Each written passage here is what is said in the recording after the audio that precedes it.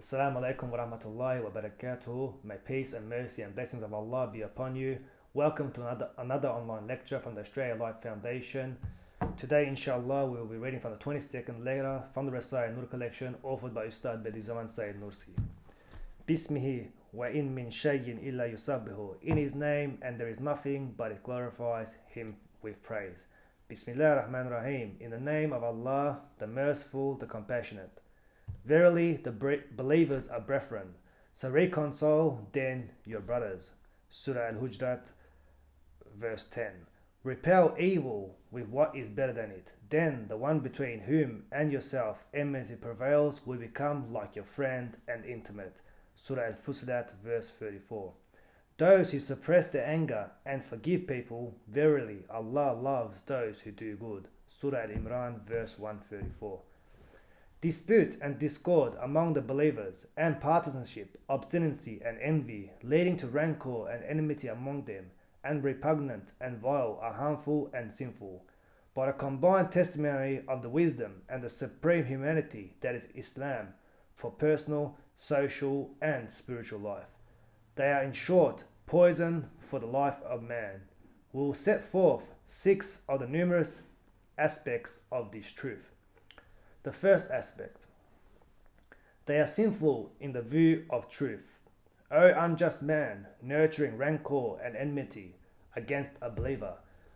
Let us suppose that you were on a ship or in a house with 9 innocent people and 1 criminal.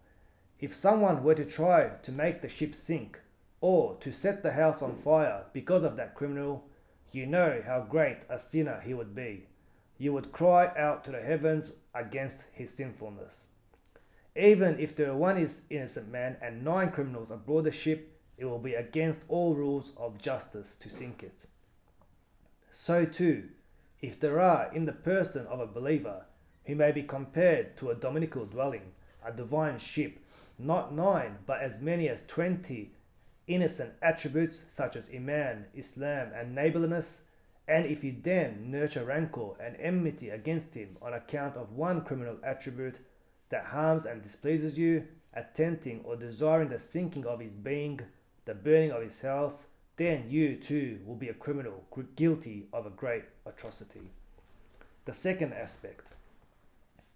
They are also sinful in the view of wisdom, for it is obvious that enmity and love are opposites, just like light and darkness, while maintaining their respective essences that cannot be combined. If love is truly found in a heart by virtue of the predomination of the causes that produce it, then enmity in the heart can only be metaphorical and take on the form of compassion. The believer loves and should love his brother, and is pained is pained by any evil he sees in him. He attempts to reform him not with harshness but gently. It is for this reason that the hadith of the Prophet ﷺ says, no believer should be angered with another and cease speaking to him for more than 3 days. If the causes that produce enmity predominate and true enmity takes up its seat in a heart, then the love in that heart will become metaphorical and take on the form of artifice and flattery. O unjust man, see now what a great sin is rancor and enmity toward a brother believer. If you were to say that ordinary small stones are more valuable than the Kaaba and greater than Mount Uhud, it would be an ugly absurdity. So too, belief which has the value of the Kaaba and Islam which has the splendor of Mount Uhud, as well as other Islamic attributes, demand love and concord. But if you prefer to belief and Islam certain shortcomings which arouse hostility, but in reality are like the small stones, you too will be engaging in great injustice, foolishness and sin. The unity of belief necessitates also the unity of hearts, and the oneness of our creed demands the oneness of our society. You cannot deny that if you find yourself in the same regiment as someone, you will form a friendly attachment to him. A brotherly relation will come into being as a result of your both being submitted to the orders of a single commander. You will similarly experience a fraternal relation through living in the same town with someone. Now, there are ties of unity, bonds of union, and relations of fraternity as numerous as the divine names that are shown and demonstrated but to you by the light and consciousness of belief. Your creator, owner, object of worship, and provider is one and the same for both of you. Thousands of things are the same for you. Your Prophet ﷺ, your religion, your Qibla are one and the same. Hundreds of things are one and the same for you. Then too, your village is one. Your state is one. Your country is one. Tens of things are one and the same for you. All of these things held in common dictate oneness and unity, union and concord, love and brotherhood, and indeed the cosmos and the planets are similarly interlinked by unseen chains. If, despite all this, you prefer things worthless and transient as a spider's web, that give rise to dispute and discord, to rancor and enmity, and engage in true enmity towards a believer, then you will understand, unless your heart is dead and your intelligence extinguished, how great is your disrespect for the bond of unity, your slight to the relation of love, your transgression against the tie of brotherhood. The third aspect. In accordance with the meaning of the verse, no bearer of burdens can bear the burden of another. Surah Al-An'am, verse 164. Which expresses pure justice. To nurture rancor and enmity towards a believer is like condemning all the innocent attributes found in him on account of one criminal attribute, and is hence an act of great injustice. If you go further and include in your enmity all the relatives of a believer on account of a single evil attribute of his, then in accordance with the following verse in which the active particle is in intensive form, verily man is much given to wrongdoing. Surah Al-Ibrahim, verse 34. You will have committed a still greater sin and transgression, against which truth, the Sharia, and the wisdom of Islam combine to warn you. How then can you imagine yourself to be right and say, I am in the right? In the view of truth, the cause for enmity and all forms of evil is in itself evil and is dense like clay. It cannot infect or pass on to others. If someone learns from it and commits evil, that is another question. Good qualities that arouse love are luminous, like love. It is part of their function to be transmitted and produce effects. It is for this reason that the proverb has come into being, the friend of a friend is a friend, and also that it is said, many eyes are beloved on account of one eye. So, O unjust man, if such be the view of truth, you will understand now, if you have the capacity for seeing the truth, how great an offense it is to cherish enmity for the likable and innocent brothers and relatives of a man you dislike. The fourth aspect. It is a sin from the point of view of personal life. Listen to the following 4 principles which are the base of this fourth aspect. The first principle. When you know your way and opinions to be true, you have the right to say, my way is right and the best. But you do not have the right to say, only my way is right. According to the sense of the eye of contentment is too dim to perceive faults, it is the eye of anger that exhibits all vice. Your unjust view and distorted opinion cannot be the all-decisive judge and cannot condemn the belief of another as invalid. The second principle. It is your right that all that you say should be true, but not that you should say all that is true. For one of insincere intention may sometimes take unkindly to advice and react against it unfavorably. The third principle. If you wish to nourish enmity, then direct it against the enmity in your heart and attempt to rid yourself of it. Be an enemy to your evil commanding soul and its caprice and attempt to reform it, for it inflicts more harm on you than all else. Do not engage in enmity against other believers on account of that injurious soul. Again, if you wish to cherish enmity, there are unbelievers and atheists in great abundance. Be hostile to them. In the same way that the attribute of love is fit to receive love as its response, so too enmity will receive enmity as its own fitting response. If you wish to defeat your enemy, then respond to his evil with good. For if you respond with evil, enmity will increase, and even though he will be outwardly defeated, he will nurture hatred in his heart, and hostility will persist. But if you respond to him with good, he will repent and become your friend. The meaning of the lines, if you treat the nobly, he will be yours, and if you treat the vile nobly, he will revolt, is that it is the mark of the believer to be noble, and he will become submitted to you by noble treatment. And even if someone is apparently ignoble, he is noble with respect to his belief.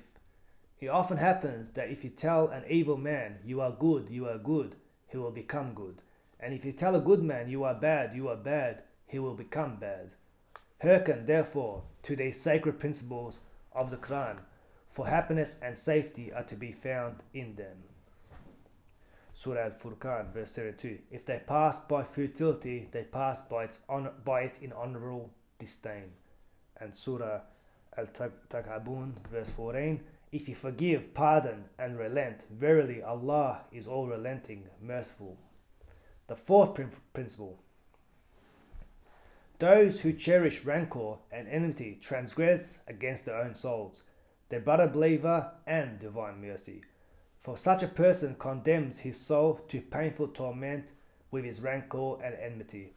He imposes torment on his soul whenever his enemy receives some bounty and pain from fear of him.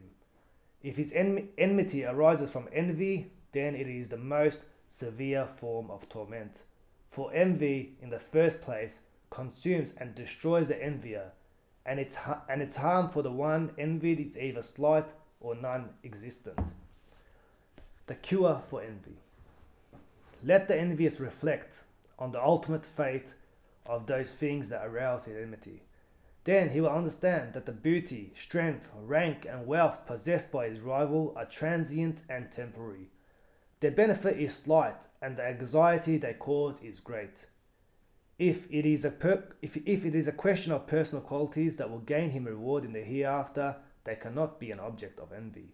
But if one does envy another on account of them, then he is either himself a hypocrite, wishing to destroy the goods of the hereafter while yet in this world, or he imagines the one whom he envies to be a hypocrite, thus being unjust towards him. If he rejoices at the misfortunes he suffers and is grieved by the bounties he receives, it is as if he is offended by the kindness shown towards him by Qadar, divine determining, and divine mercy, as if he were criticizing and objecting them. Whoever criticizes Qadar is striking his head against an anvil on which it will break, and whoever objects to divine mercy will himself be deprived of it. How might justice and sound conscience accept that the response to something worth not even a day's hostility should be a year's rancor and hostility? You cannot condemn a brother believer for some evil you experienced at his hand for the following reasons.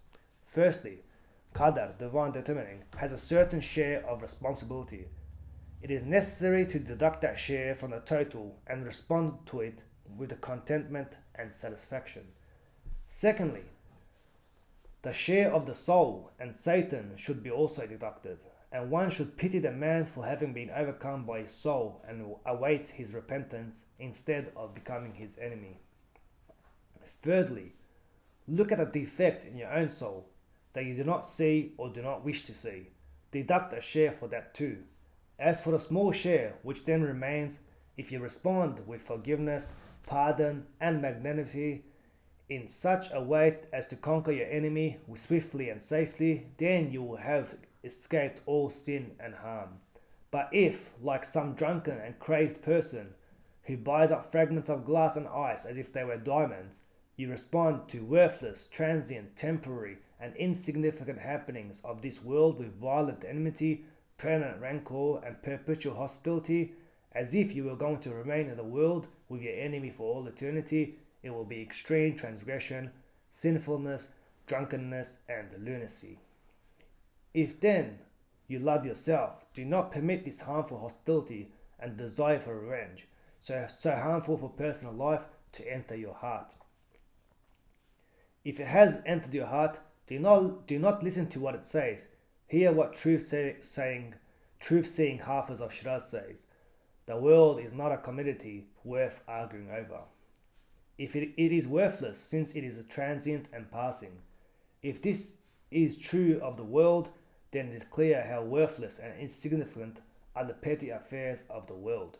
Hafiz also said, the tranquility of both worlds lies in the understanding of these two words: generosity towards friends, forbearance towards enemies. If you say, I have no choice, there is enmity within my disposition, I cannot overlook those who antagonize me, the answer: if evil character and bad disposition do not exhibit any trace, and you do not act with ill intention, then there is no harm. If you have no choice in the matter, then you are unable to abandon your enmity. If you recognize your defect and understand that you are wrong to have that attribute, it will be a form of repentance and seeking of forgiveness for you, thus delivering you from its evil effects. In fact, we have written this topic of the letter in order to make possible such a seeking of forgiveness, to distinguish right from wrong, and to prevent enmity from being displayed as rightful. A case worthy of notice.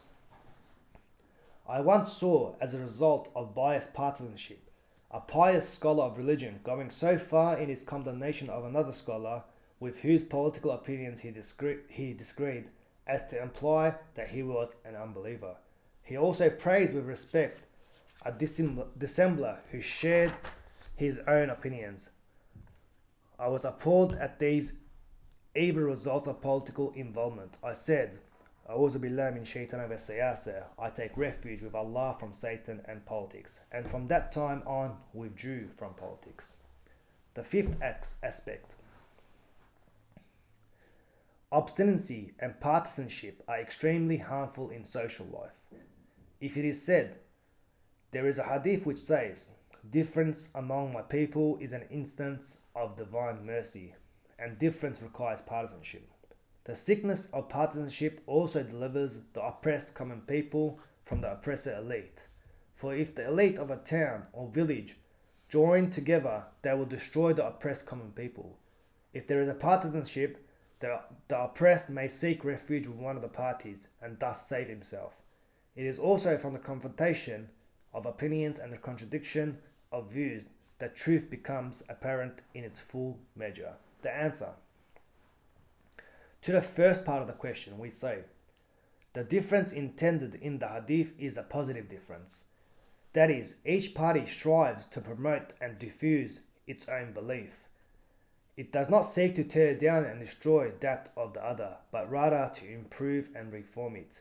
Negative difference is rejected by the hadith, for it aims in partisan and hostile fashion and mutual destruction, and those who are at each other's throats cannot act positively. To the second part of the question, we say, if partisanship is in the name of truth, it can become a refuge for those seeking their rights. But as for the partisanship obtaining now, biased and self-centered, it can only be a refuge for the unjust and a point of support for them. For if a devil comes to a man engaged in biased partisanship, encourages him in his ideas, and takes his side, that man will call down God's blessing on the devil. But if the opposing is joined by a man of angelic nature, then he will, may Allah protect us, go as far as to invoke curses upon him. To the third part of the question, we say, if the confrontation of views takes place in the name of justice and for the sake of truth, then the difference concerns only means. There is unity with respect to aim and basic purpose. Such a difference makes manifest every aspect of the truth and serves justice and truth. But what emerges from a confrontation of views that is partisan and biased and takes place for the sake of a tyrannical, evil commanding soul that is based on egotism and fame seeking, what emerges from this is not the flash of truth, but the fire of dissension. Unity of aim is necessary, but opposing views of this kind can never find a point of convergence anywhere on earth. Since they do not differ for the sake of the truth, they multiply ad infinitum and give rise to divergences that can never be reconciled. In short, if one does not make of the exalted rules love for the sake of Allah, dislike for the sake of Allah, judgment for the sake of Allah, the guiding principle of one's conduct, dispute and discord will result. If one does not say dislike for the sake of Allah, judgment for the sake of Allah, and take due account of those principles, one's attempts to do justice will result in injustice. An event with an important lesson. Imam Ali radiallahu anh once threw an unbeliever to the ground. As he drew his sword to kill him, the unbeliever spat in his face. He released him without killing him. The unbeliever said, "Why did you not kill me?" He replied, "I was going to kill you for the sake of God, but when you spat at me, I became angered, and purity of my intention was clouded by the inclinations of my soul. It is for this reason that I did not kill you." The unbeliever replied, "If your religion is so pure and disinterested, it must be the truth." An occurrence worthy of note. When once a judge showed signs of anger while cutting off hand of a thief, the just ruler who chanced to observe him dismissed him from his post. For if he had cut the hand in the name of the Sharia, his soul would have felt pity of the victim. He should have cut it off in a manner devoid of both anger and mercy. Since the inclinations of his soul had some share in his deed, he did not perform the act with justice. A regrettable social condition and an awesome disease affecting the life of society, fit to be wept over by the heart of Islam.